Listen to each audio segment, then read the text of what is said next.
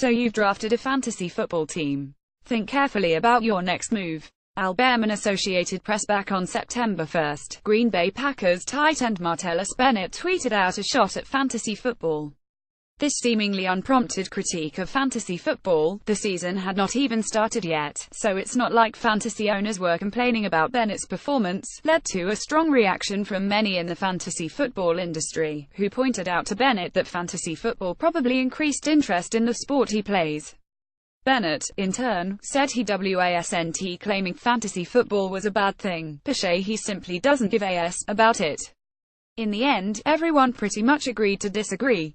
But now it seems as if a number of players are following Bennett's lead. Going into Monday night's game between the Lions and the Giants, a Twitter user named Jamison Kendall needed 9 fantasy points from Detroit wideout Golden Tate to win his weekly matchup. But Tate could only manage 4 receptions for 25 yards, a 4-point outing in PPR scoring, and Kendall let Tate know about it on Twitter. Tate was having none of it. His team won, and that's all that mattered in his world, otherwise known as the real world. Twitter image. Tate wasn't alone in Monday night's game. Giants wide receiver Odell Beckham Jr. was a game-time decision after missing Week 1 with an ankle injury, leaving his fantasy owners with something of a dilemma as they finalized the lineups on Sunday. They could roll the dice and start Beckham, despite the chance that he might not play, or leave him on the bench and hope he doesn't have a big game. He didn't, finishing with 4 catches for 36 yards in limited action. On Sunday, Beckham tweeted out a reminder that your fantasy football dilemmas are not what he's thinking about when he's deciding whether to take the field after an injury.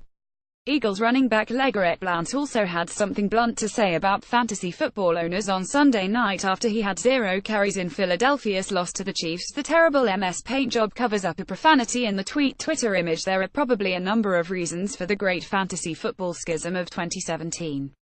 Increased use of social media seemingly has emboldened fans to take their gripes directly to the source, and emboldened the players to snap right back. And there's a lot of money involved, more than $7 billion annually, according to the Fantasy Sports Trade Association. There also has to be a bit of frustration among fantasy owners about the way things have shaken out offensively over the first 2 weeks of the season. Fewer points scored in real life means fewer points scored on the fantasy side of things. But tweeting at NFL athletes probably isn't going to solve any of that. Read more on the NFL Power Rankings. Week 2 Steelers stand pat, Cowboys drop. Is Eli Manning done? The Giants' offense is so bad, it's hard to know. No, John Gruden, that was not the most dramatic field goal you've ever seen. Made former NFL players concussion suit back in court amid delays in payment. It irks my ever-loving nerves for the Jets. Marshawn Lynch's dance moves weren't so fun. Inexperienced quarterbacks, porous lines are crippling scoring and crushing the NFL's watchability.